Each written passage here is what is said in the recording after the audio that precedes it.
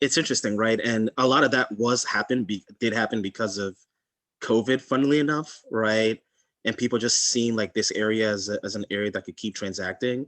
So now it's, it's an interesting time, right? COVID, as bad as some of the results have been from it, at least from a technology standpoint and an innovation standpoint, that's at least a positive that we can take out of this whole situation.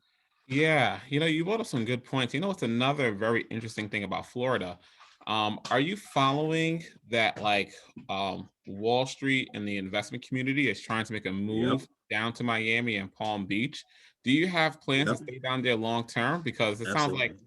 that's the place to be. I think BlackRock is making plans to move down there. Yep. Goldman Sachs is looking to move their one of their asset management businesses that generates like $8 billion in profits down there. Yeah. So, Florida, well, Miami and Palm Beach areas might become the new hub for finance. Yeah, I mean, well, first of all, from a tax advantage, it makes sense to move your operations down to this area because it's very favorable, and you can probably negotiate some pretty good advantages with the government just because they want to have a much more enterprise look and feel, right? And then the cost of living is better. And then there's really a lot of like really, really powerful and successful people who move from major cities down here just to have like a ease lifestyle of living. And then in the end of the day, what happens is that when one big corporation does something, then the other people look into it and then they try to replicate it and they try to mimic it, right? And um even like I've met a lot of these like Wall Street guys, Harvard Business School guys. They've just kind of come down here. They get like one of these apartments around here, and they just like are just looking to make these like big, innovative business deals. And that's what, so technology is becoming big here, and finance is also becoming big here, just because if you can transact the way you transact in Manhattan or the way you transact in like San Francisco, if you can transact here on the beach, right, and in the sun where it's cold when it's 70 degrees, then like why wouldn't you do that? So I was going to come back to New York probably in June, but there's too many interesting things going on here right now for me to just walk away. No, that's good. That's good. Interesting stuff. So okay, so let's get into it. We have a pretty decent crowd, and I just wanted to maybe just take 10 minutes just to just talk about something for Black History Month. But first and foremost, just want to introduce myself to the crowd. I'm Jeffrey DeRose. I'm the director of the CSI Tech Incubator. We're here with Sylvester Omuemu. He is a former uh, partnerships lead for North America at Google. He also now has a consulting firm called Amu Cloud. Is that correct? Hmm. Yeah, Amu Cloud. And we're here today to discuss, how to build enterprise relationships and how to form partnerships with Fortune 500 companies. Sly's full name is Sylvester, but I'm going to keep calling him Sly for short, so don't mind that. And Sly has a lot of experience working with enterprise scale companies.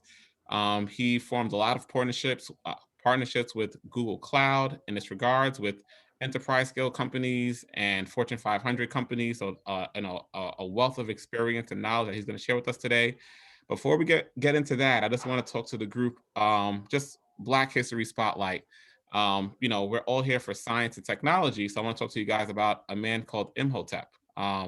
So Imhotep is an ancient Egyptian. He was alive maybe almost 5,000 years ago, and he is deemed the world's first genius. So Imhotep in ancient Egypt, he was the world's first architect. He was actually the constructor of the pyramids. So I know we still don't know how those things were built, and we can't even build anything close to it. But that man built those. He was the person who constructed them. You can look up the Saqqara tombs, Saqara. That's the first pyramid that was built. It was built by Imhotep. He was the world's first doctor. So I know a lot of ancient civilizations, they were practicing magic and religious practices as a means of healing people. But the ancient Egyptians actually had real procedures. They were doing surgery. They were doing stuff with the brain. They obviously were able to mummify the bodies, where the bodies last for thousands of years without completely decaying and stuff like that. So they were very advanced in medicine, and he was the world's first physician. History shows that they found text of different procedures that he had for maybe like a patient he was operating on, and the historians say that those procedures are in line with things that doctors do today. So a man from 5,000 years ago are doing things that we're doing today. He was also the equivalent of the prime minister, the two pharaohs. So once again, this guy is an architect, a physician, a prime minister. That's not what they called him, but that he was the equivalent of that, an advisor to pharaohs. And he was also just a person who was just about spreading knowledge and giving knowledge.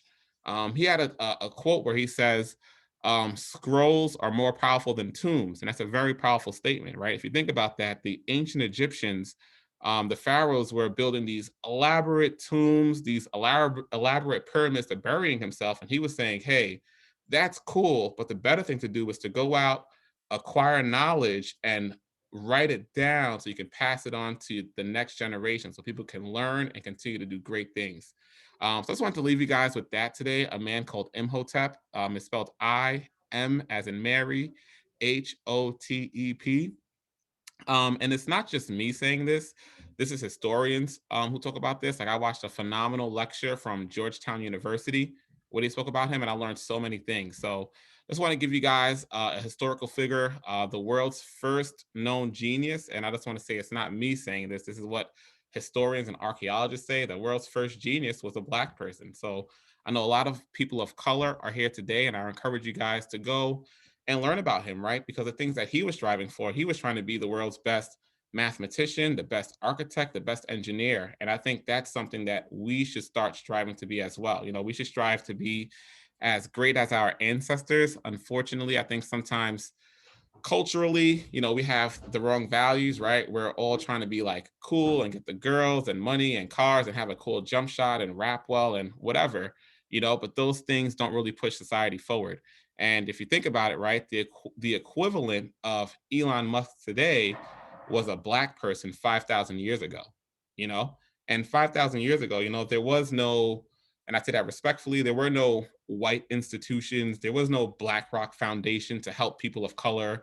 There was none of that, right? It was people who literally had to go out and do math and science to survive, right? When the Egyptians first moved to the Nile Valley, because they were hunter-gatherers in the Sahara, when that turned into a desert, they had to go and survive, and they followed the animals to the Nile Delta where they found water. And they had to deal with the flooding. So they had to do, leverage math and science to survive in the Nile so that, they can predict when the floods were going to come. So they can predict weather patterns to do their cropping. They made agricultural innovations to, be able to have stability and live there. And once they were able to find stability, they were able to go out and really build upon that stability and build this great empire that, once again, we can't even do what they do today with all our knowledge and manpower and science and money. And also, the ancient Egyptians were far wealthier than the rich people that we look at today. So I know it's Black History Month, and I just wanted to give you guys that to go in and learn about. And now we could just get into the topic. Actually, before we get into the topic, just want to give a shout out to our sponsors. Thank you to Marissa Mann from the NYC EDC for helping sponsor, well, not sponsoring, but promoting the event and supporting us, and looking forward to doing bigger and better things with you guys in the new year.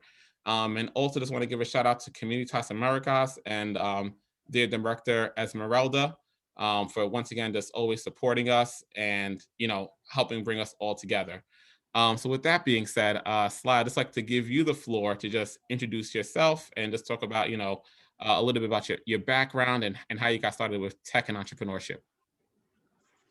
Sure, and thank you for that wonderful history lesson. That was fantastic. That's good stuff to know, and I'm definitely going to read more about who's a person like that was. Imhotep. Imhotep, yeah, no, I'm definitely going to follow up on that. So me, Sylvester, everyone calls me Sly for short. How I get started with tech and entrepreneurship. I mean, interesting story. So I went to school for economics, graduated. I tried to apply for IBM, but they rejected me. They said that I did not have a computer science major, even though I pretty much applied there for 6 months. First time in my life that I had ever tried so hard at something and not gotten it. It was kind of like a shocking moment, right? But I was able to get into Bank of America. I was doing a lot of finance analysis, things of that nature. Then I started working for this other company, Sapient, doing some more financial stuff. So at least for me, I was like, I want to build my cut my teeth by working at enterprise companies and just kind of like testing my ability to kind of move up the chain. Then I got an email from an IBM recruiter, probably like 2 years, 3 years into that, asking me to um, if they could hire me. Pretty much what was happening was that their number one client, Titleist, the golfing company, Titleist, they're called a Cushionet, Titleist and FootJoy combined, huge revenue generating company. They were trying to implement a business intelligence software called Cognos for them. But the engineers were having a hard time understanding corporate financial principles that were required in order to build these types of reports. So they essentially said to me, will you come and kind of be the financial project manager, right, for the financial deliverables, and we will teach you different types of technologies, right? So I said, yes, okay. Kind of funny how things can kind of spin around, right? From Mm-hmm. not getting the job to essentially running the number one revenue generating project for the company at the time. Um, but then I had some really good mentors. Like they put some really senior people in that project, and they kind of took a shining to me, and they kind of like taught me a lot of stuff around really just infrastructure, data centers, databases, SQL, a very very advanced SQL, ERP systems. Like they just kind of taught it to me so I could be much more dangerous. And it got to the point where I went from just running the financial aspect of it to building some of the more complex reports, and then running the whole team. But then one thing I noticed was that a lot of the problems we were having at Titleist could have been solved with a technology called cloud technology, right? We were having an issue where hundreds, like thousands of people were just pinging the same reports. It was causing major delays. It was just causing major problems. And the type of things that cloud does, because they're able to spin up multiple servers in the back end to handle a lot of traffic. I started reading about it, and I started noticing that that would be a thing. How do I get into it? Right? No Can clue. I ask a IBM question? wasn't even trying to do anything like that. Can I ask a question? Uh, Just Go so ahead. we have context. What was the challenges that Titlius was facing? If you could speak, Title is. can be Titleist, if you could be Yeah. specific, just so we get have context. Yeah. So Titleist had a data center, right? And we were they had this company that was coming in and kind of pulling a bunch of the data. So the thing about Titleist is that they handle millions of transactions because they're a major brand all over the world, multiple different types of product SKUs, and we were building reports for them so that their decision makers can make much more informed decisions based on the data. They're not going to go into the database and just like pull like queries to figure out what's going on. They need very clear visualization reports in order to make informed decisions. And this was across multiple different types of business segments. But what was happening was that their data center was tasked with all the people who were trying to execute these reports. And these reports were touching upon multiple databases to pull the information to then transform it and display it in one easy to read report. And they were just so slow, and they were failing a lot. And the Mm-hmm. problem was that the CTO did not want to buy any more boxes for the data center because we're talking about like $1 million check he has to write, Yeah. right? And he's just like, I'm already paying for you guys to come in here. I'm paying for this other company to do this. I'm not trying to pay any more money for this data center. You guys figure it out. The only way it could be solved is if you use cloud technology, right? Connect our reports to either Amazon's, Google's, or Microsoft data centers so that we can use some of their power in order to execute these transactions and to build these reports. But he was unwilling to adopt that. I'm assuming they probably did that now in the future. But I was typing in on Google, like, how do we solve this problem? And someone told me cloud, and that's kind of how I started looking at that. Can I ask a Um, question? Go ahead, yep. Was at the time was Google Cloud and Azure and AWS a thing at the time, or though were those was that pre those cloud products? So at the time, Amazon was in existence then, and Microsoft kind of was too.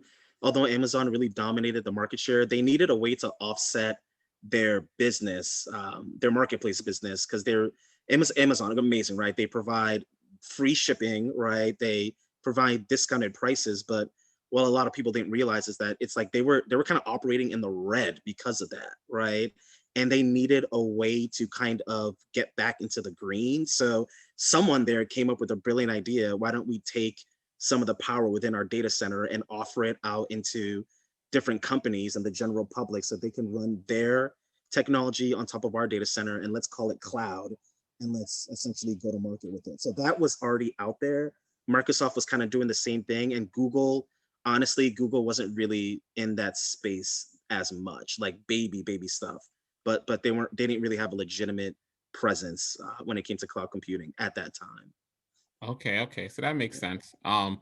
So were you guys able to find this solution for them, or maybe just things didn't really work out with, what is it called, Titleist or Titleist? Titleist. No, so I mean I left. Well, so this was the problem. Like so what ended up happening was that as I was looking for cloud companies to kind of see if I could like get them in to do some consultation, this one company, Cloud Health, I talked to their CEO, and it transformed from "Can you come and help me?" to him saying, "Can you come work for me?" It was it was a very odd conversation, had that kind of just like kind of spun around, right? But I like them. They were venture backed. They had very interesting technology, but I really liked the CEO because he's become a very good friend of mine. But he wanted to be more of a teacher than an executive, right? And he pretty much told me, if you come work for my company, I can teach you everything you need to know about cloud. And I said, okay. So I ended up leaving and going to work for this cloud health company. Um, I don't know what happened with their title is. I'm assuming that they probably migrated over to cloud, but I just had too attractive of an opportunity to just stay and keep banging my head against the wall for a leader who just refused to get with the times, right? Essentially. Okay, Yep. that makes sense. And just want to put out there for the crowd at home. If you guys have questions, feel free to drop them in the chat, and we'll answer them as we go along. Um, so yeah, so back to you, Sly. So just fast forwarding time a little bit. Hmm. Um, you're working with this cloud health company. Hmm. What's going on over there? What are you doing there? What are you executing over there? Yeah. So this cloud health. So first of all, I'd probably say this: the best job I've ever had in my entire life was working for that company, because I got to see how you take an idea and transform it into a successful company. So for people who don't know, last year, so Plata was a five-year old company, and they just had a $609 million acquisition by VMware last year, right? And I'm not surprised it happened. Um, we built a culture there of unity, right? Everybody was just after the same general mission to try to provide as much value to customers as possible. We had leaders there who were more of people who would teach us like both technology, life lessons, and really challenge us to be our best. But then there was a level of autonomy that provided us in order to kind of own our own work. And then the number one most important thing, honestly, is that we were able to attract some serious enterprise customers. So I was having meetings with like Dow Jones, Coca-Cola, and these are like the top people who were working there, who were spending millions of dollars in cloud and just were looking for a way to cut their costs, right? That was the number one thing that the platform did, and a way to get visibility into their cloud infrastructure.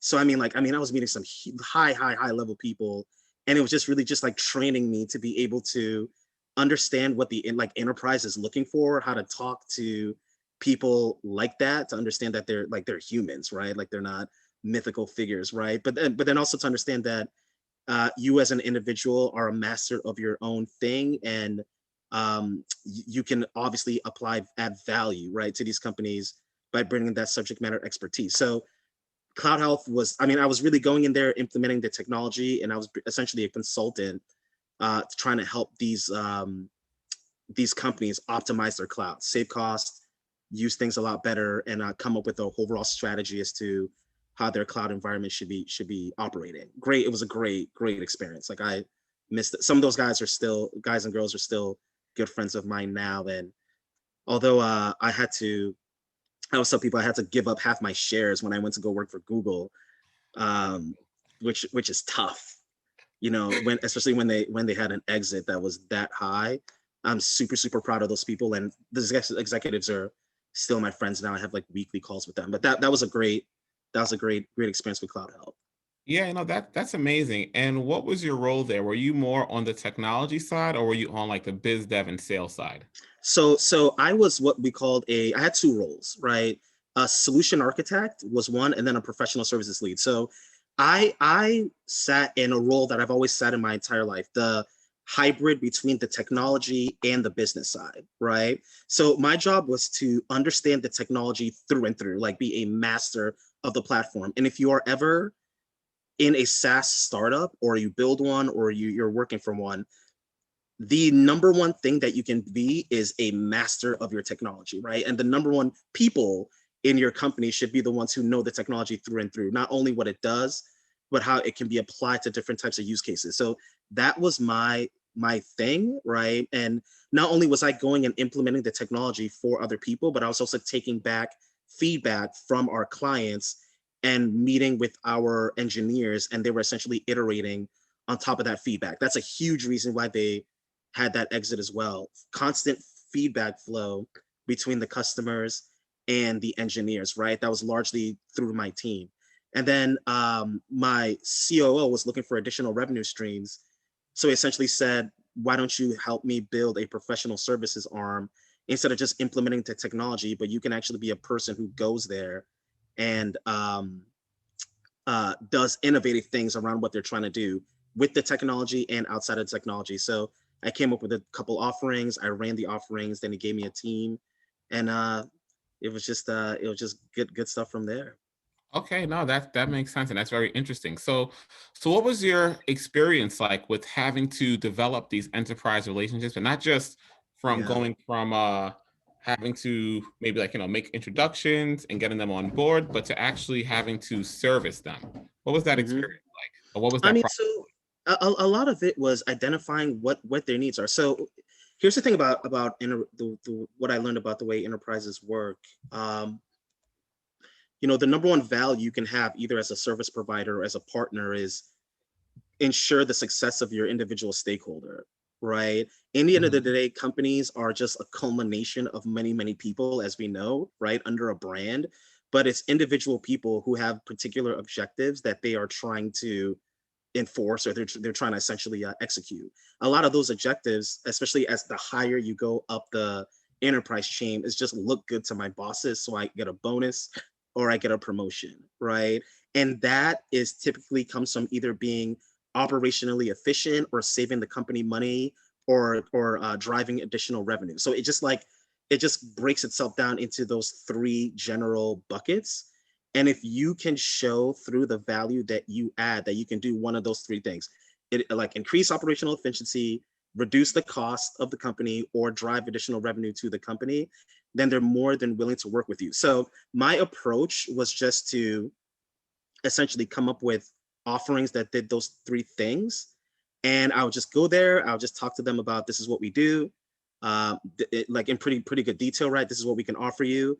And I got to the point where they started calling me like the hero, right? The stakeholder hero. Your job was to make your enterprise stakeholder look better. And as long as I could formulate a report on what I was doing, how I was doing it, and essentially present that to them, which they then presented to everyone else, then it was a win, right? So that's key. That's key to this whole thing, right? Identify your stakeholder, figure out what their needs are, and build whatever messaging you have around those needs. That's key, and I think it'll typically always break down to those three high level categories. Okay, that's interesting. That's good stuff. That's good stuff. Mhm. So now I don't know if was there anything in between you going from Cloud Health to Google, or is this from Cloud Health you went straight to Google? So maybe you could just tell us a bit about how did you get to Google and some of the things you were doing there, and how you got to having the role of being the partnerships lead. I'm sure you didn't start out being there, so I'm sure you worked your way Mhm. up, and then Mhm. now to doing the things you're doing now, where you kind of have like this contract with Google where you're like, helping expand overseas, and very Mhm. exciting stuff that you're doing. Yeah. So So pretty much what happened, I was giving a talk at the Turner Broadcasting headquarters in Atlanta, just about things that they should do when they are thinking about having a major cloud deployment, multi-cloud as well. And the good thing about Cloud Health is that the technology taught me not only about what it was, but how to run it efficiently. And they had invited a couple Google reps to the talk. And after, they came up to me and they just said, hey, you should consider working for Google, because we are just growing our professional services business, and you know much more about cloud than a lot of people who already work there, right? So at first I'm like, hell no, I'm not, I'm not leaving my company, no way. But then what happens is that they plant a seed in your head, and then it just grows. It just like grows on its own. Next thing you know, you're on the website, you're looking at the roles, and I was just like, okay, whatever. Let me just see what happens. Insanely rigorous interview process. Like I wouldn't wish it on anybody, but um, at first I had applied to be a sales engineer, right? And this is what I learned. So Google tests you on four things. One, what they call your general cognitive ability, which is essentially your ability to be able to solve different use cases that they give you. They got rid of that whole how many quarters are on a bus, and now it's just more focused on actual business use cases. Your technical aptitude, your leadership capabilities, and then this thing called googliness, which is essentially your ability to think in a way where you're factoring multiple different potential outcomes, right? So it's like they build technology that services millions and billions of people, and they're essentially ask you questions. Are you thinking of something you can solve right away for one use case, or are you thinking of something that you can solve for many? So that's, and they weigh all four of those the same. Um, they then told me that you're good, but your technical capability isn't at the level of our engineers. Would you more want to be on our business side within our professional services org? I said okay, and that was that. So they really looked at my soft skills, right? And they tried to tie me to a role that they thought I'd be able to excel. And I was all about it, just to be able to get into that company. And then so the way everything kind of happened is that my first job was to help onboard one partner. So there was one partner, Rackspace, that they wanted to do a business deal with. And my job was essentially just to kind of manage that relationship and bring them into the Google ecosystem. Rackspace, wildly successful company that had their own version of a cloud, but they're really like a multi-cloud enablement company. Tons of customers, millions and millions, tens of millions of dollars. I think even hundreds of millions of dollars that they're transacting. So I brought them into our ecosystem very, very well. And then my manager asked me, can you now take on this other use case, right? We are having trouble meeting the staffing requirements for our deals. We've sold multiple deals, but we barely have any engineers in New York to be able to execute on those deals. Can you come up with a partnership strategy where you go out, find SMB related cloud services providers, and you bring them into our enterprise as people we can essentially scale our operations with, right? Hard stops. You just like dropped that on me and said like, figure it out, right? So Mhm. I did, right? And I was able to bring in about like 40 different, establish a partnership relationship with about 40 different companies. Then my director came to me and said, can you do this for a global program? Then I did that, traveled the world for 2 years to bring in tons of different companies. And then right before I left, I was managing about 120 different services providers on behalf of Google Cloud North America. So I mean, that was like within a 4-year span, which was it was quite a ride. It was pretty fun. Jesus Christ, Jesus Christ. So, so let's just get into the nitty gritty. So in those roles, Yeah. what did you have to do to win enterprise customers? What did Mhm. you have to do to service those enterprise customers? And maybe can you give us a few case studies of like just some big wins you had in terms of like winning someone, delivering a product or service, and then having customer Yeah. success? Yeah. So, here's the thing. So, a couple different things. And I'll talk about the Northeast particular, primarily the New York area. So the thing about Google is that they have a prowess of being an amazing solution developer, right? You're not going to be able to go in and convince major companies to just shift over their backend infrastructure from Amazon to Google, right? There's too many factors in play. And sometimes they might not want to do that because each cloud provider has its own advantage. So our goal was to build very, very innovative solutions for these financial verticals, right? I mean, some of them were, high performance computing related stuff, right? Like you guys have multiple transactions that are going through. Can we essentially figure out a way that you can compute them and get insights that you can actually make actionable intelligence off of them? Machine learning and AI is a huge, huge thing for Google, right? And that can go to a lot of different places. So we had a JP, I think JP Morgan was one when they wanted us to be able to come in, identify a series of like a ton of the different financial transactions that they're executing, right? And then create a platform that essentially would be based on previous existing transactions, right? What machine learning can be put on top of that to help predict similar transactions, like in a span of a minute, right? So if based on multiple variables that I put in over years and years and years and years, can your essentially your application, your algorithm identify a very similar transaction and give recommendations as to exactly what a trader should do in order to get equal or more effect, right? I mean, these are insane use cases, like with terabytes of data. Yeah. We won the contract, but then we it would take like 50 engineers to execute on something like that, right? But the reason we won the contract is that one of the three categories, we were able to drive additional revenue to JP Morgan based on a technical innovation that we kind of, it's almost like a fake it till you make it kind of thing. We had an idea as to how we were going to do it, but once they signed the contract, you had to be able to do it.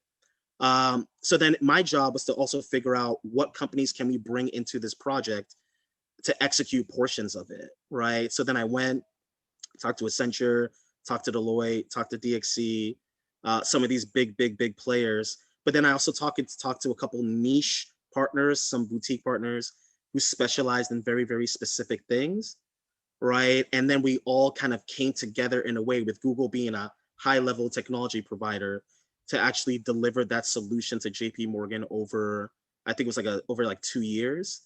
And now the thing about Google is that when they deliver a solution, they also own the IP. So then that solution then became a repeatable one that I think Fidelity uses, Morgan Stanley uses, Capital One uses, et cetera, et cetera. So, I mean, it's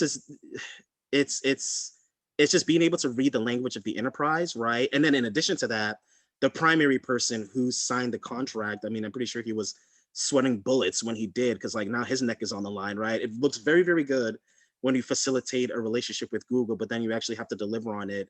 And oftentimes at the executive level, their jobs are on the line, right? But because we were able to execute on that, I'm pretty sure he got promoted, or he got this huge bonus, and now he has now we're like a trusted provider for him. And in addition to that, the companies I was able to bring in, I mean, they owe me a lot, because now they are trusted services providers for JP Morgan when it comes to something that was high revenue generating and very, very innovative, right? So it's just about putting the pieces together to deliver on the goals, not only of the enterprise, but also of the individual. Yeah, that's very interesting. And let's maybe just shift the conversation a little bit. Let's assume that you are you know, an early stage tech startup, a minority Mhm. entrepreneur, you have this great Yeah. product, but now you want to go, you have some of your first customers, but you want to go after the big fish. Yeah. How would you go about doing that? Knowing what you know now. Yeah, I mean, well, first of all, you have to be resilient. Like, I'll just say this off the bat, right? They're not, I had a lot of different companies that would reach out to me a lot, right? And funny enough, it was always the ones who made the much noise and would email me, who actually would get my attention, right? I guess it just shows a level of grit. But that you have to be resilient, because a lot of working at an enterprise, for some of the people on this call who probably have worked one, it's so many competing priorities. One, and two, it's like all constantly chasing a shiny object. So it's like you might think one thing might be the focus now, and then it's another thing, then it's another thing, then it's another thing. So there has to be a level of resilience that you have there when you're trying to go after a big enterprise contract or big enterprise partnerships or a big enterprise client. The second thing is identifying, doing the homework to identify a stakeholder there whose objectives tie to what you offer. That is a huge, huge, huge aspect of it. So what I usually tell people is that try to see if you can find somebody who runs strategic partnerships, try to see somebody who is a head of a business development, right? And depending on what your solution is, try to see if you can first identify a profile, a type of person who you believe will get benefit from your solution, and then find and then try to engage with that person, right? A big mistake that a lot of people do is that you make these assumptions that you're going to be able to get to the CEO or you're going to be able to get to the CIO. It just doesn't happen, or the executive VP. There's no way. Um, Enterprise are structured in a way where you have to almost get checkoffs as you go all the way up the chain in order to meet a real decision maker, right? So try to see if you can identify based on what you offer and based on what you perceive um, the stakeholder could be, right? Find who that person is and then target that person. And you could also use it based on existing customers that you have. Just try to find that similar stakeholder at the enterprise level. That's I mean that I definitely say that. Um, and then it's also like trying to understand what is the right kind of company for your product, right? It's sometimes it's not known right away, right? Or should I target FinServe kind of companies? Should I target retail kind of companies? Should I target oil and gas type of companies? Maybe I should just try them all, right? And see what resonates and see what takes and see what feedback I can get, right? Identifying the right types of vertical and trying to fine tune a particular enterprise company profile will actually be very, very helpful because eventually you will start learning the right terminology and the right jargon that you can use in order to get the right people to the table, right? And then I'd probably say last but not least, try to see if you can identify, and this is hugely important, try to see if you can identify a person who works for the company. And this is the value of having things like LinkedIn, right? Try to see if you can identify a person who you know who works for the company or know somebody who works for the company and try to get an introduction at some level, right? Mhm. We always said at Google, and this was a fact, the only way you can get another Google person on a call, especially if you're a non-Google person, is through another Google person. I usually only engage with people who emailed if they happened to just get me at the right time where there was something I needed and it appeared they provided. But usually is if another Google person said, hey, Sly, I think you should take a look at this company. They're interesting, right? Then I'd be like, okay, let me have a meeting with them. And then they'd have their pitch to me and I'd say, all right, this is good enough. Let me try to get this to my VP or something of that nature. So try to see if you can do that, right? So I think in summary, um, be resilient, right? Try to find a stakeholder there who's in which your technology ties to their core function or what you believe is their objective. Try to see if you can, try a couple different verticals at first to see what resonates, but really fine tune the company type so that you can come up with a repeatable message and you can learn from wins or losses.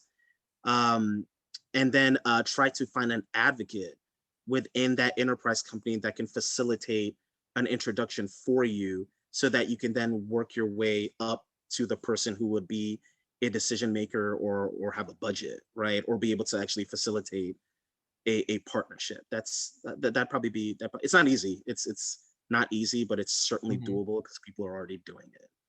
Yeah, yeah, yeah. That makes sense. That makes sense. And I mean, I know now that you're kind of in consultant land and you're an Mm, entrepreneur, yeah, what are the some of the tactics that you're using to find? Because you're, I mean, you may not yeah. necessarily be working with Fortune 500 or Fortune 100 companies, but I know you're working with later stage tech startups, enterprise scale tech startups. What are some of Hmm. your tactics that you use on a day to day to find customers? Yeah, so I mean, so just for everybody's understanding, so I pretty much what I do now is I understand that there are particular areas of the world or particular verticals or particular um, programs that Google is trying to leverage in order to increase their penetration of their cloud software. So I go and I try to find companies that I think would align to Google's objectives, and then I facilitate a partnership between Google and those companies, right? And a lot of that is through me working with them to develop them to a company. Sometimes they're already pretty advanced, right? But to make them a Google viewed strategic partner so that not only do they facilitate a relationship, but it's actually a relationship that means something, right? That's the key. So for me, what do I use to get customers? Because I learned that when you walk away from an enterprise, the customer acquisition path is probably the hardest part of running an organization, right? Tough, tough. You got to learn how to Absolutely. sell, right? You got to learn how to market. You got to learn about your pitch. All things I had to learn on the fly. I think for me, it's about just like getting a message down, right? A concise message of value add and being able to drive that message. So what I typically do is that I will email a company that I think is interesting, and I'll say, hey, um, Google is trying to do this, that, or this, right? And they've asked me to find companies that tie to those objectives, right? I did some research on your company, and I think you could be a very interesting company that they like to leverage, right? Meet with me and we can talk about what that could look like. So what am I doing in that message? One, I'm associating myself to a big brand, right? So then there's a level of credibility that comes with that. Two, I'm showing that I did some homework, right? Like I didn't just blindly reach out to you because I think you're interesting. I actually did some research to eventually try to find you. So there's a level of credibility in my process that comes from that. And then three, I'm showing that I'm also selective. So I'm not saying, hey, I can do this, I want to do this, I can do this. I'm saying, let's meet and you can educate me on your company. And then I will decide whether or not you're a good fit for Google. Right. And for some companies, like let me start off by saying that it is not even close to 100% response rate that I get. Some companies, they either don't want it or they don't get it or et cetera, et cetera. Like, there's certain parts of the world that I'm having some trouble penetrating. And I just think it's because they just don't understand the value. But for the companies that do, um, it's a two-way interview process, right? They're telling me about their company, their revenue goals, what they've done, their capabilities. I'm telling them about what I could do for them. And typically it's more of a handshake than anything, right? And that's how I engage them. But a lot of the process involves doing some research, identifying who I think the optimal types of customers will be, right? Trying a couple different types of messages to see what resonates, sticking to that overall playbook of trying to align myself with a greater entity and being selective in my process and showing that I've done some research. And then eventually what happens is that after you get some successes, you're able to then identify who your optimal customer profile is. And then you just go and you try to find other similar customers of that profile. And then I do what I had recommended to do earlier, which is I try to find an advocate who works within that company who can then facilitate an introduction for me so that they understand the value add. And then after that, it's just sign the dotted line and go. Yeah, yeah, that's good. That's great that you have a process, right? First, it's creating the communication about who you are, what you do, and what you offer. Second Mhm, step is creating a lead list, right? I think that's a step that a lot of entrepreneurs miss. Just mhm, developing that lead list. Identifying who are your target customers and only spending time on pursuing those kind of people. If mhm, your target customers are, I don't know, like breweries, like a beer brewery, like mhm, talking to a wine producer is a complete waste of your time. And also on the mhm, flip side, it's a complete waste of their time because they're not looking for your service, but the person who is creating beers are looking for your service. So that's good. And then, like you said, it's about just resiliency, getting in front of as many people as you can. I mhm, used to work as a broker, so we always used to say that, like, we had for every 10 leads, you should get one account. So that's only mhm, 10% of people that you're going to close. So you mhm, should be expecting a lot of no's. So the goal is not to hit up 5 people and hope to get all 5. The goal is to hit mhm, up 100 people and try to get 10. And if you mhm, get 20, that's a big win. So mhm. that's good. Can you speak to networking? I know when I first started my company Yeah. years ago, and even as working with the incubator, networking is so key. Unfortunately, we're in Mhm, the pandemic, but prior to the pandemic, I used to go to when I had my own company, I was going to a networking event Monday through Thursday, an event around tech or mhm, entrepreneurship in New York City. And even in the mhm, pandemic, I'm hopping on Clubhouse. I'm going into the tech rooms. I'm going into the entrepreneur rooms. I'm talking my stuff, and the people that's also talking really good stuff on there, I'm Hmm. connecting with them, I'm messaging them, I'm making those connections, I'm following up. Can you speak to any kind of networking that you were doing prior to the pandemic and while in the pandemic? Because I think that's one of the Yeah. best ways to get enterprise customers, or start to at least get your foot in the door with an advocate, which is very important, as you said, right? Not going for the Hmm. CEO, but hey, someone low level who has enough influence to get you to a decision maker. Hmm. Yeah. So I mean, like networking is, I mean, it's everything, right? It's because a lot of business is done through trust. You know, Mhm. people do business with the people who they trust, and they do business with the people who they like. Like it's just that simple. And that a lot of that relationship development, especially if you're talking about people who you didn't know in the past, absolutely comes from networking. So before COVID, I was in a great networking. Like I was similar to what you were doing. I was going to every single day. What I would try to do is research a couple of these meetup events that were going on in New York throughout the week, and I try to sign up for one to go to after work, right? And it took me going to a couple of them to actually start realizing how good they were, because then people started following up, right? And then you start realizing that people have just as ambitious goals as you have yourself, and they're looking for avenues that you can try to work together, right? So it was like, what meetups can I go to? What events can I go to? What opportunities do I have to speak at certain engagements? What are some volunteer opportunities that I can get into, right? Either provided through my company or provided just by doing some research. I mean, that was huge. And a lot of the network that I was able to build in New York came from networking. That was everything. And I really enjoyed that time because in person, you were going there, you were shaking hands, you were talking strategy, et cetera, getting people's cards, getting their emails, and then immediately scheduling a time to follow up, have a 1 hour conversation, see if there's some alignment.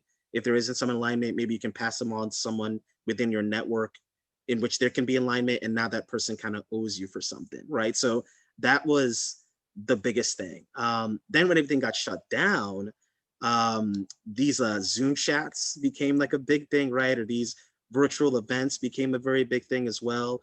I was a little iffy to those, but I started realizing that those were just as good, because the biggest part about it is, are you able to get contacts that you can follow up with down the line, right? In case something comes up. And in addition to that, you start learning that people have a lot more similar goals than you thought they did, and a lot of those goals can be achieved if individual people are bringing basic skills or bringing their own network to the table, right? Rather than trying to do something alone on an island.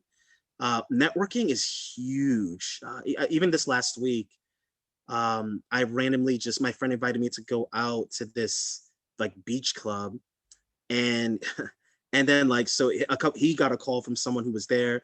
We went to their table, and I was just sitting around these extremely successful guys who had come from New York to try to like build their empire down here in Miami.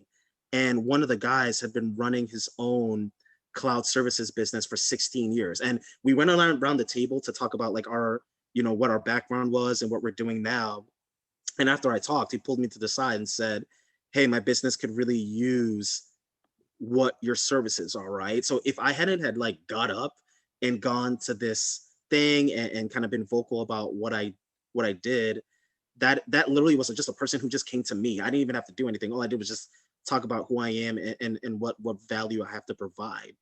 And then not only that, he's also going to actually introduce me to other people who he thinks can do the same thing. So any opportunity that you get to network, like first of all, go get on the computer, look up events that are going on. People love entrepreneurs. People love talking about different types of technology, and especially in this world where you have a lot of people with money who are looking to not only invest in early stage companies, but also connect them to other people within their portfolio to try to increase the value of their own initial investment. So try to see if you can go to these pitch nights, try to see if you can go to these entrepreneurial events, try to see if you can go to these virtual meetups, right? Mhm. In Miami now, we're a lot more open to meeting people in person. Like that's what I'm doing now, right? So try to see if you can schedule those, follow up with every interesting contact that you might have, and watch what happens. Eventually, the more you do that, the more you'll actually start finding that business will just start coming to you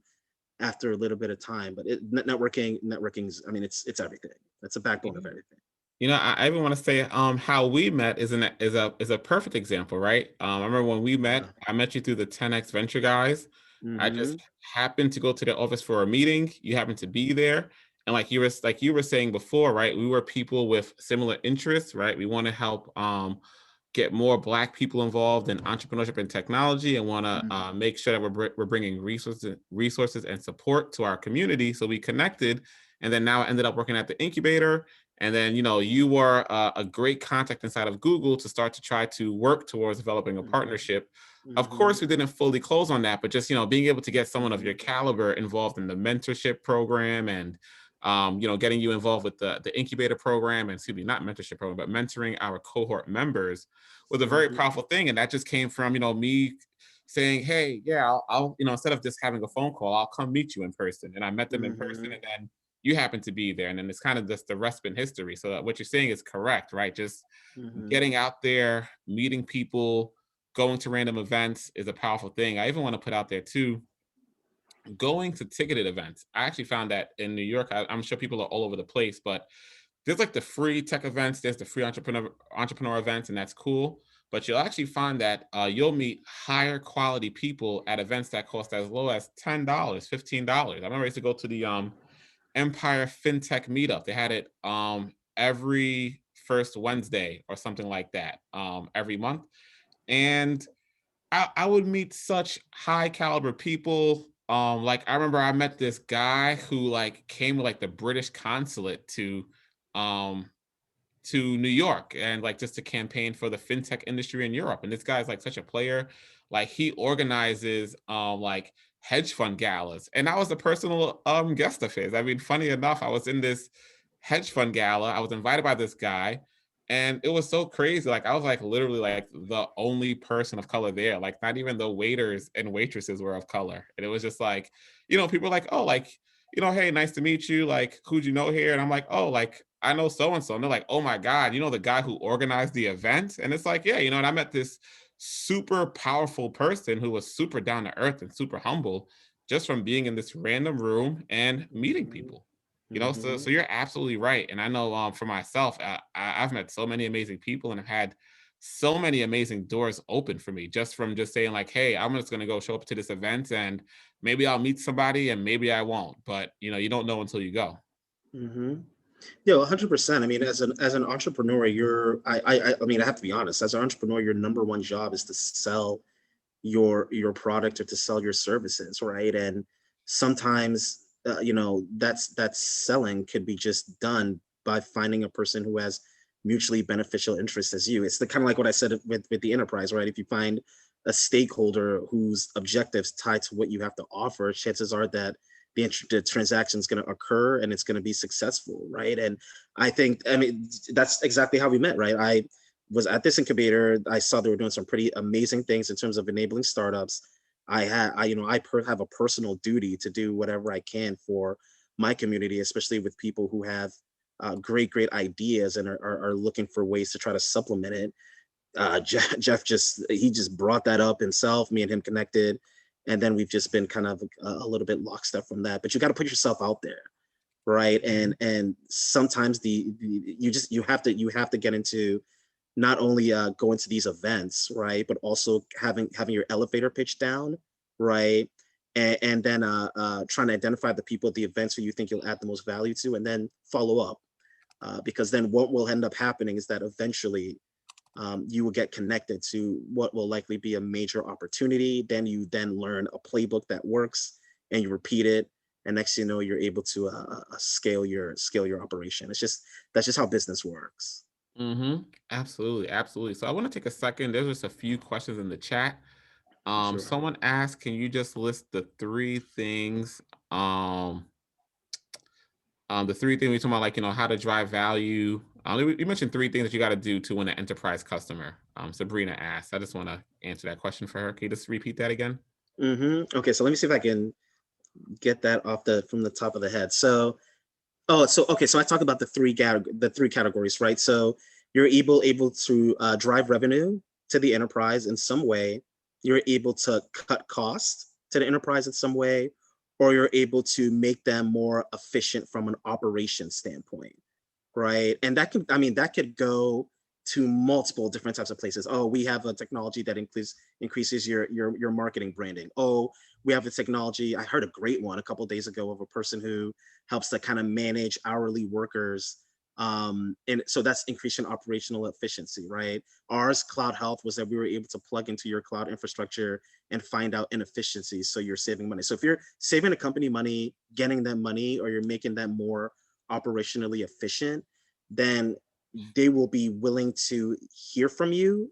It's just a bit, then it's a little bit of a dance in order for how you can actually get that meeting, and that comes with advocacy and kind of the stuff I mentioned before. But those three overall umbrellas of value is really what the enterprise is looking for.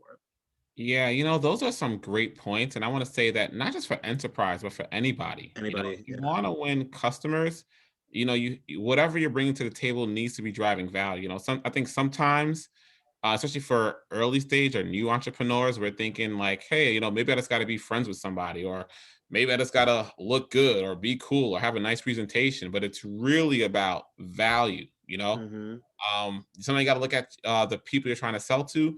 They have a million people trying to sell them every single day. Mm-hmm. They even got people trying to scam them every single day. So if you're not really bringing value in some kind of capacity, like you said, whether it's generating revenue, cutting costs, or helping them achieve some kind of objective or a goal, it's a complete waste of their time to even speak to you. So Mm-hmm. make sure that whatever the value add is going to be for that particular customer or partner or enterprise you want to work with, you want to make sure you have that down packed, and that you also want to make sure you fully understand what the needs are. Sometimes we go into situations saying like, hey, everybody needs this. But sometimes people don't need that. Like, for example, Mm-hmm. like I was a web developer and a marketer, um, I might have been marketing to financial services companies. There's some financial services companies that they're super about having a great brand and a beautiful site and great communication. And then you see there's like multi-billion-dollar hedge fund managers whose website looks like it was built in 1995.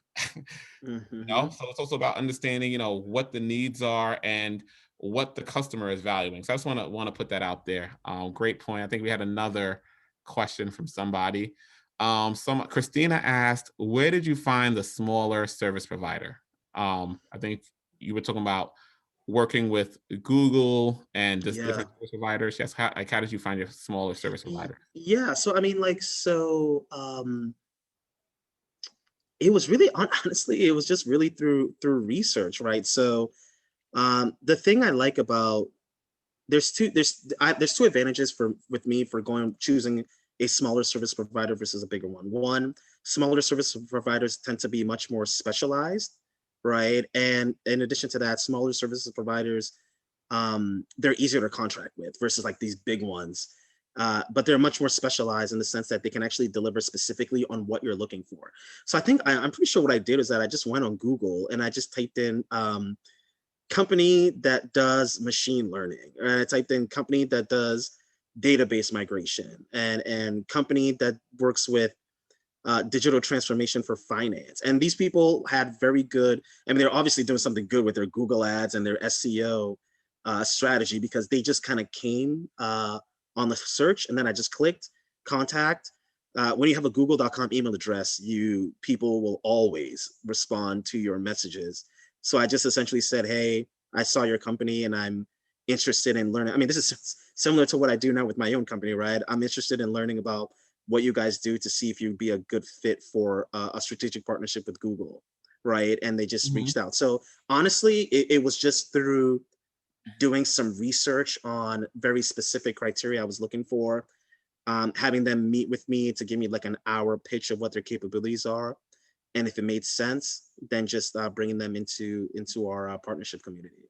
Yeah, that's a great point, and what you just said. It makes you want to bring up another point, right? If you guys are small service providers or new companies, I think it's worth it to sit down and do a SWOT analysis on yourself. So that means strength, weakness, opportunities, and threats, right? If you understand, where your strengths are and why you're competitive, where your weaknesses are, and maybe why other people might beat you out in certain areas, right? And if you understand, what the opportunities are in the market and where the threats could be coming from, now you can really kind of start to position yourself in a market and say, hey, we specialize in this. Like, for example, myself, everybody does marketing, right? But I was able to say, I specialize in ecosystem development, business development, and community development. That is a very specific and niche skill set, and, doing influencer marketing and PR, so that's just a good thing to point out, just to be aware of yourself. And I also want to say that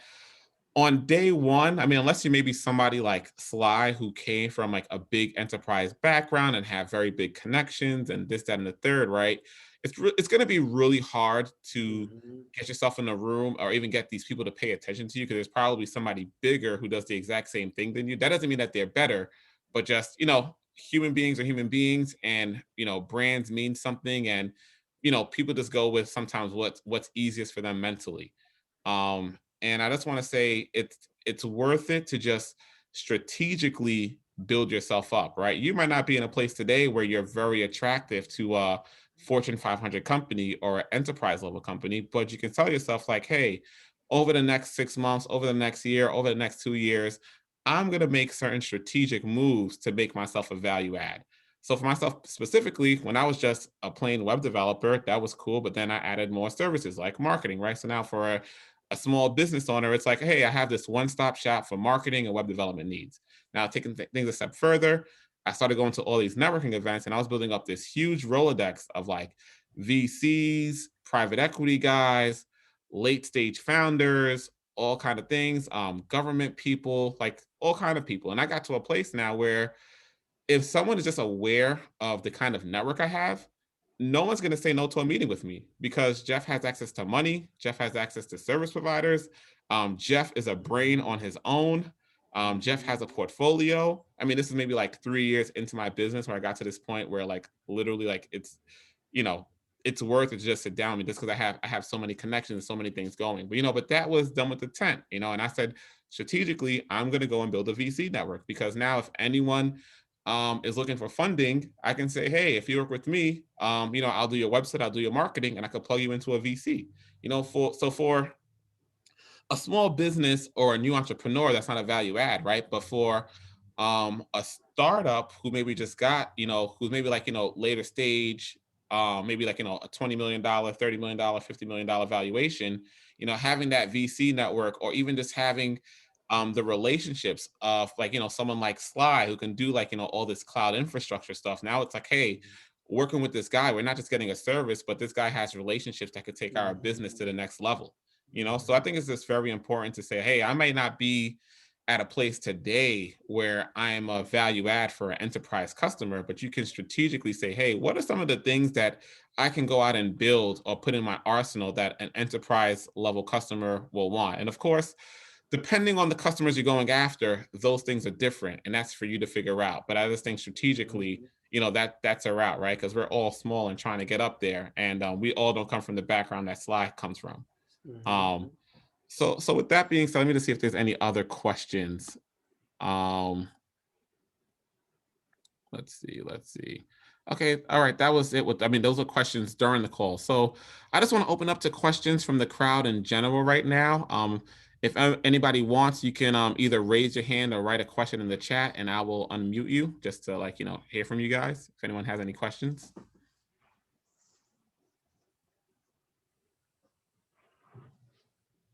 And don't be shy. It's not every day that you get to meet the North American partnerships lead at Google.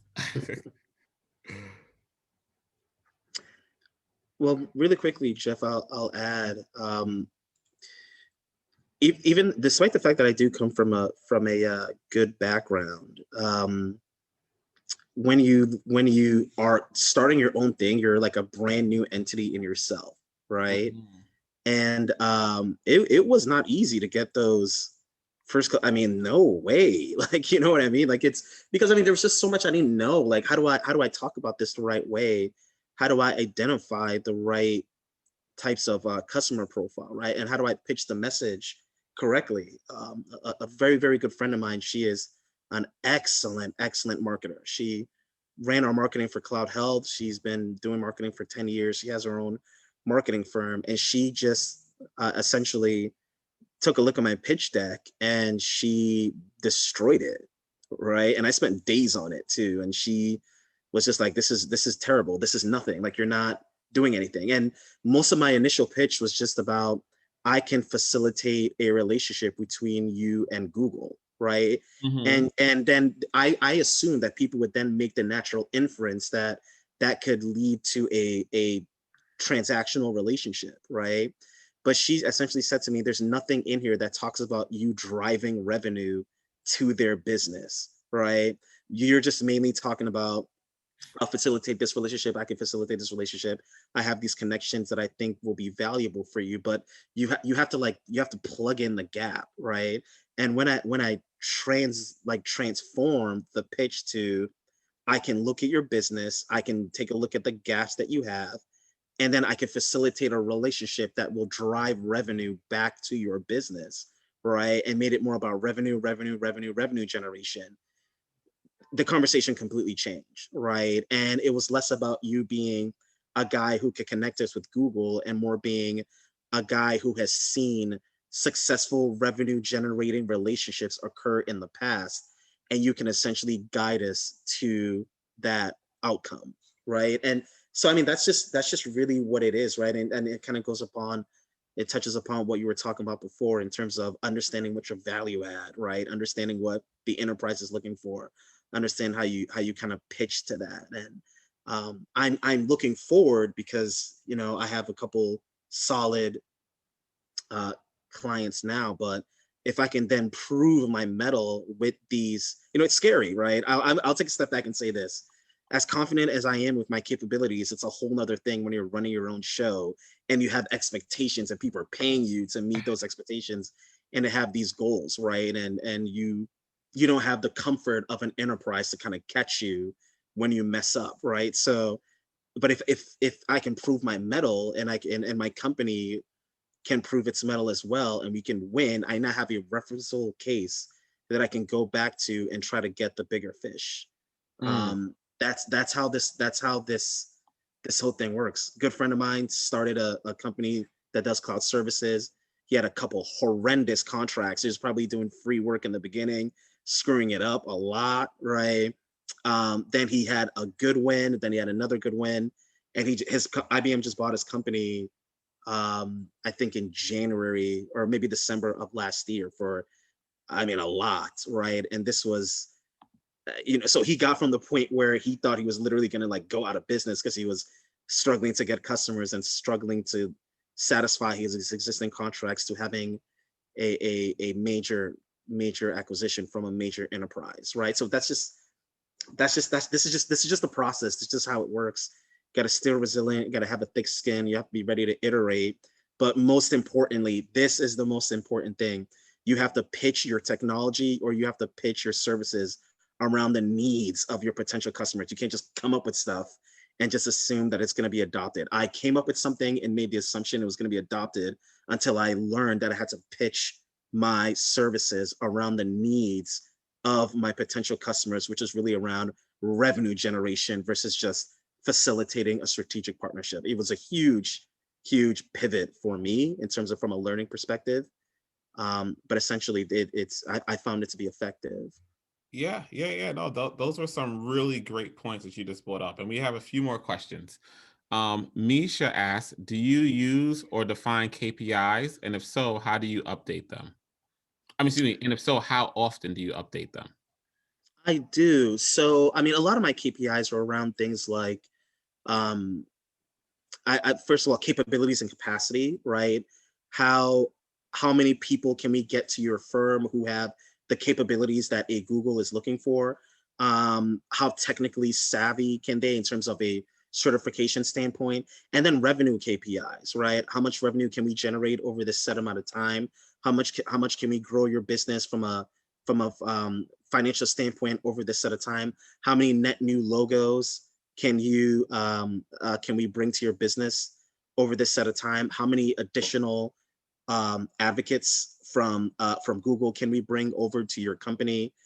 Can we win an award for your company, right? Over while I'm engaged, right? So I mean, these are legit, like these are pretty legit KPIs, right? And it comes from two things. One, my desire for where I want them to be based on what I call North Star situations I've seen in the past or ideal situations I've seen, right? Two, based on me just examining their business and understanding where I think they can be. And then three, understanding what they want. Like, where are you guys trying to go? What are you guys trying to get to? Is this achievable? Are you shooting too low? And then what I love about KPIs, and I'm glad you asked that, is that it gives me objective criteria that I can use to gauge the success or the deficiencies of our relationship, right? And then how often are they updated? I mean, at Google, we had QBRs, quarterly business reviews, right? So pretty much every quarter. Um, I probably don't do it that way because 3 months is too little of a time. So I probably try to do it either biannually or once a year, depending on where the business is.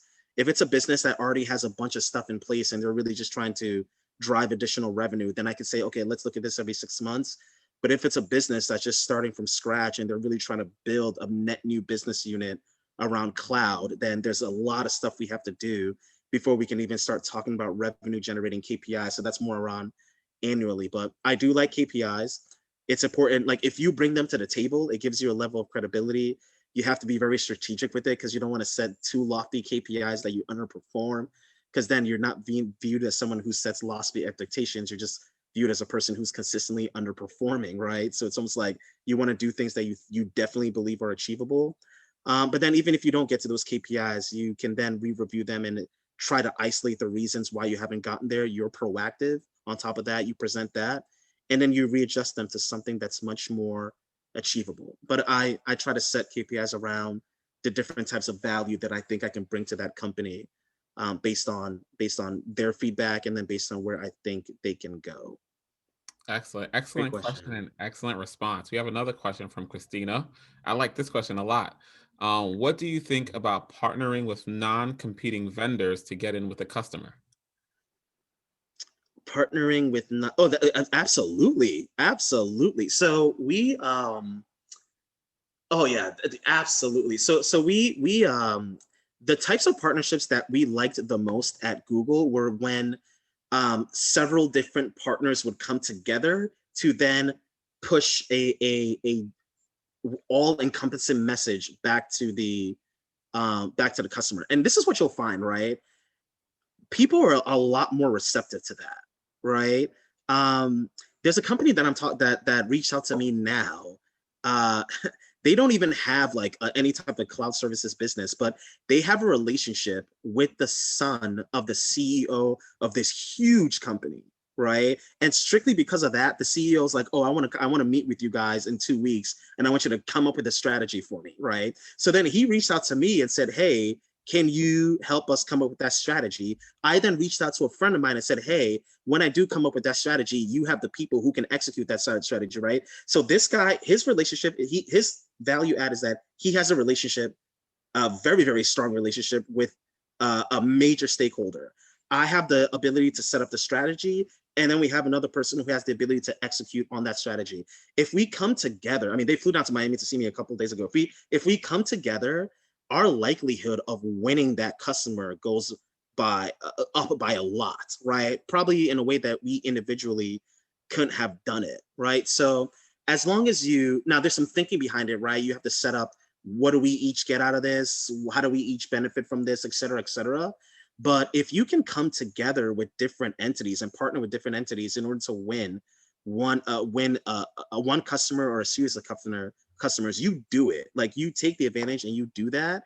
And then what also ends up happening is that you now then build relationships with those partners, where when new opportunities come to them, they then pull you in, because now you're just like one conducive team of execution. I mean, like, yes, do that when the opportunity presents itself, because it's much better to do that than to try to just go it alone on your own. It's just a tougher road. Yeah, yeah, yeah. And I just want to build upon that. That was actually one of my strategies, just to do partnership marketing, right? I would go out, since I'm doing like, web development and biz dev services, I would say, hey, let me go and partner with organizations serving entrepreneurs, right? Me doing the work of trying to sell all these people individually is just so much work, so Mhm, many calls, so many emails, too much. But, mhm, if an organization is serving 10,000 entrepreneurs, all they have to do is send an email blast, and that might be 50 leads, literally, you know? mhm, So I definitely want to partner with like and keyword is non-competing vendors, people mhm, who are going after the same customer but aren't doing the same things as you. That's beautiful. And and I would use I would look at those organizations as distribution for my services. mhm, Rather than me mhm, having to go out and once again meet people individually or try to build up my own database of 10,000 entrepreneurs, they're already there, and also sometimes depending on how you structure the partnership, it could be at no cost, right? If I'm on these people's email, if I'm like, collaborating with them on events or content, right? I'm giving them something that they're feeding to their base. And just the fact that um, what I'm bringing to their base is under my brand. Now I'm in the email blast. Now I'm at the events, and so with spending, I'm great at spending no money and making money. But with That's spending no good. money, I'm generating customers. So that was a great question.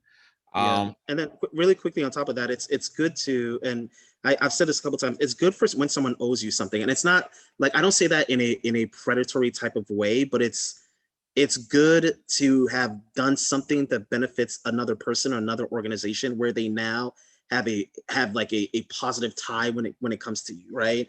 There's an account that I'm working on, and there's this company, this young guy, and he's super technical, and he does these like very very technical things around like automated deployments. And if I'm engaged with with a client, I'm going to bring him in so that he has the chance to cut his teeth, right? Do some work. I know he'll be able to do it. And now I've now done something so good for him that if there's another situation where he thinks he can bring me into, he'll do it, right? So just being able to build those business relationships, I've actually found that a lot of these super successful people, one of the things that they do is that they build these relationships where I hook you, I scratch your back, I'll bring you into this thing, but then in the future when you get the same thing, you bring me in as well. Like they just like transact that way, and that is an element of a strategic partnership. Yeah, I love that. That's a great point. And that's also something that I do. And I actually usually initiate like that with intent. I usually hey, I'll give you a couple things for free. I'll give you a couple contacts for free because I know subconsciously, without you thinking about it, if I did that for you, when something comes up for Jeff, you're gonna say, "Oh, Jeff's my guy," because Jeff introduced you to a VC who gave me 100 grand. Mm-hmm. You know, Mm-hmm. so that's a great point. We have another question from Lori. Lori says, as a serial entrepreneur and a homeschooling mom to a tech savvy kid, and her kid is actually really tech savvy. That's Um, awesome. what are some ways I can introduce this profession to my son to see if it's something he takes an interest to? I like to encourage him to think outside the Mm-hmm. box and explore different ways to make money. The kid is like 10 years old Mm-hmm. and has like 3 companies. No lie. That's so I mean, first of all, it sounds like he's already almost there. That's wow, that's a very very interesting question. I mean, first of all, congratulations. It speaks to your parenting skills, and your mind as well, because you pass that on. Um, that's such a tough question. I mean, like for me, it's he's already building he's building a resume already that is going to be very advantageous to him, because now he kind of already has a leg up above other people. And honestly, the only way someone's able to get the results that you're kind of talking through is through like more experience at being around more people, right? So I mean, this is a tough question. It's almost like you want to target them going to a high school, a very good type of high school that has a program around um, kind of innovation, entrepreneurship, and then with what he's already doing right now, she will be able to get into a good one probably at no cost, right? To be perfectly honest with you, and that'll kind of bring him around, um, around educators like of that who could probably nurture that talent like a lot, right? Um, this is a tough one because he's so young. I mean, to be honest, another thing is also um like you just have to present the ideas to him, but also kind of ask, um, what interesting things do you see that are out there? What interesting problems do you think are out there? What are things that friends of yours or things that you've heard people discussing? What are certain things that you see on TV that you'd want to do something about? Right? It's an exercise to try to see if you can find a specific passion, right?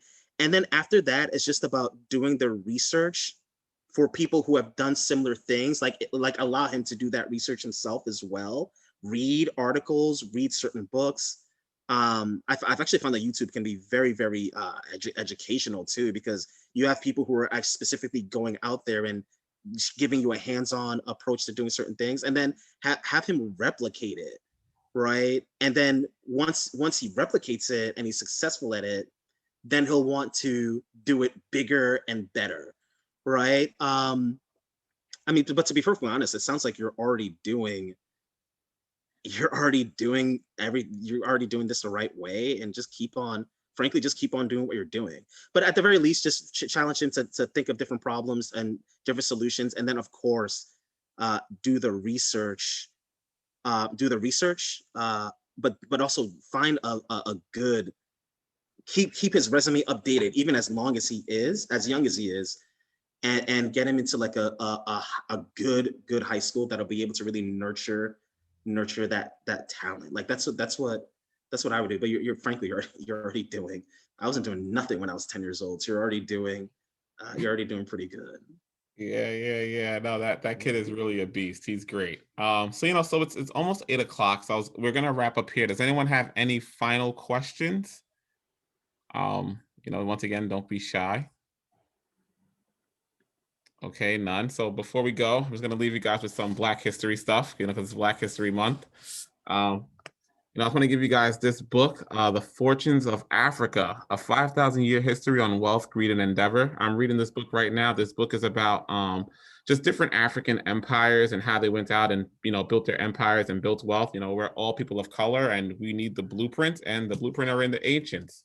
Another book, The Rise and Fall of Ancient Egypt. This is the true blueprint on how to go out and build an empire. The Egyptians, once again, were hunter-gatherers in the Sahara, and they ended up migrating to the Nile Delta and then built this amazing empire, right? So what did they do? What were they about? What were their value systems? It's all in this book, and also all in the empire.